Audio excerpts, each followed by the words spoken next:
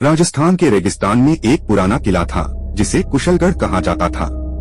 कई सालों से इस किले के बारे में तरह तरह की कहानियां सुनी जाती थीं, लेकिन कोई भी इसे सत्यापित नहीं कर पाया।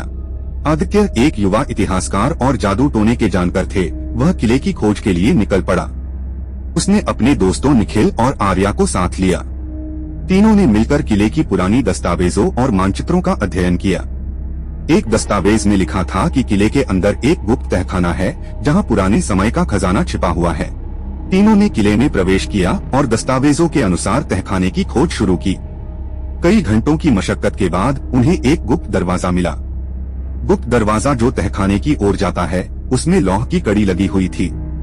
कड़ी खोलकर तीनों गुफा के अंदर आगे बढ़ते हैं। जैसे ही वह आगे बढ़ते हैं, सामने एक विशाल हाथी की प्रतिमा, जिसके पैर के नीचे एक बक्सा, बक्से के ऊपर एक ताला था। तभी उन्हें अजीबोगरीब आवाजें सुनाई देने लगी।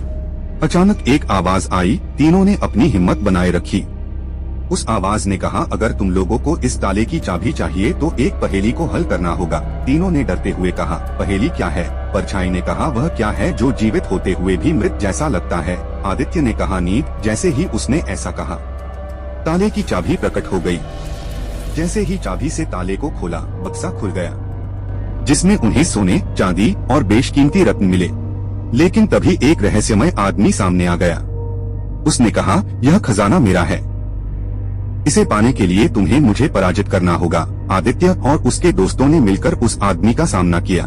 आदित्य ने अपनी बुद्धिमानी और काला जादू से उस रहस्यमय आदमी को पराजित कर दिया।